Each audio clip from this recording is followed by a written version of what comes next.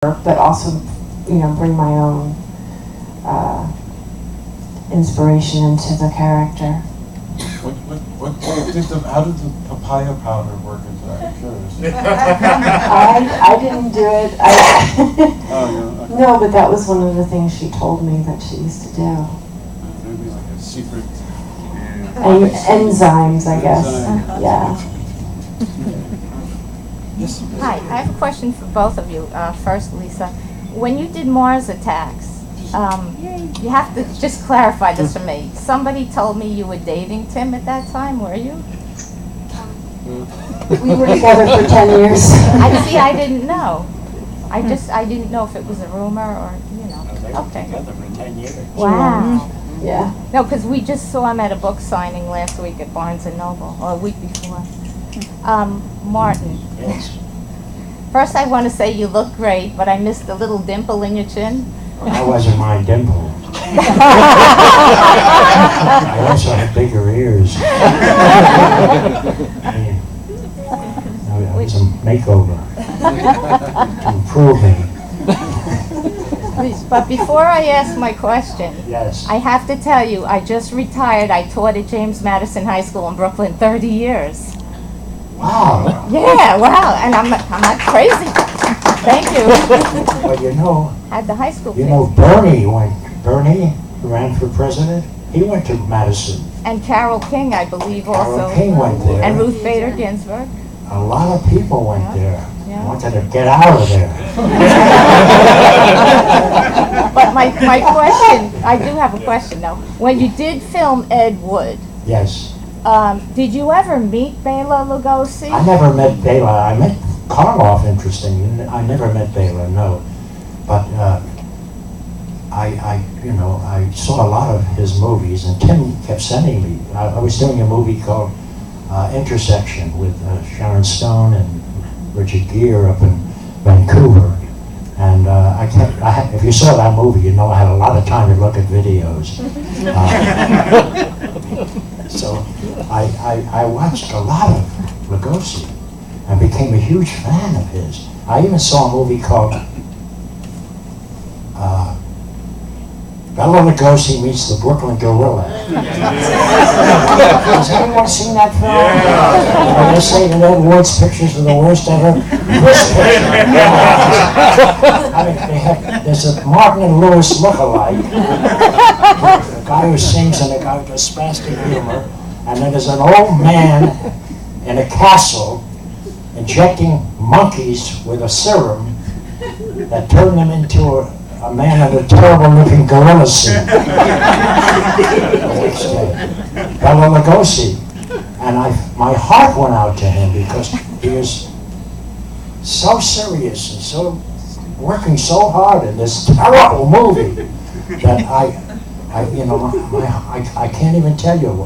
I cried for it, and that kind of won me over. And when that was probably the worst film I've ever seen. And Bela Lugosi was in it, of course. And so I watched a lot of Lugosi, and when I looked at the differences between us and started, the physical differences between us and the behavioral differences and the accent, I went to Samuel French to get dialect tapes, which they didn't have, so I bought Hungarian language. I learned how to speak Hungarian and where the tongue would go. It's hard to lose a Hungarian accent. I mean, the Gaboras, have been here, they sound like they just got off the banana boat.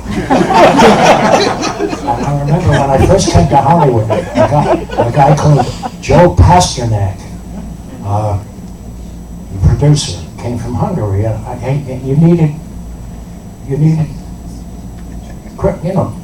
couldn't understand him. I sat in his office saying, "What?"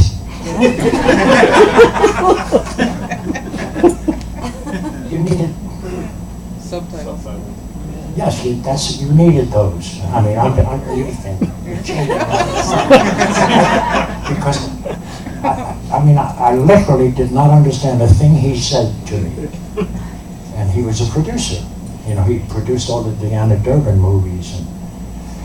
And anyway, Hungarian is a hard language, so I took it seriously. And Peter Medak, who's a Hungarian, after Ed Wood, I got nicer reviews, but he called me and he was the director that I worked with in England, and he is Hungarian. And he said, "Martin, you did a very good Hungarian." And I said, "Really, thank you." He said, "You know why I liked it?" I said, "Why?" He said, "Because you aren't an actor trying to do a Hungarian accent. You're a character trying not to," which is exactly what I did. I learned how to do it, and then I tried not to do it. And that sounds crazy, but it's the way I work. I mean, I have odd ways of thinking about things. I mean, people don't try to cry, people don't try to laugh. It's how you try not to. I mean, drunks don't try to get drunk. They try to get drink, but they don't, no one tries to be drunk. The drunk wants a nightcap, so he wants to make sure that the bartender will give him another drink. So getting that last drink to his mouth without spilling it is a job. and that's the most studied thing in the world, is watching a drunk put a full glass of liquor up to his mouth. It's half an hour sometimes.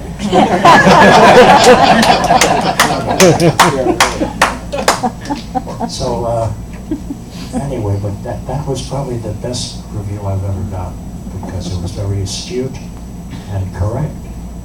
Because I wasn't trying to do a Hungarian accent. I was trying not to.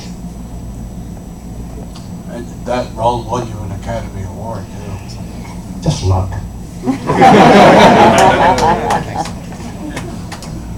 We have quite a time for a few more. Just a man waving his hand, yes.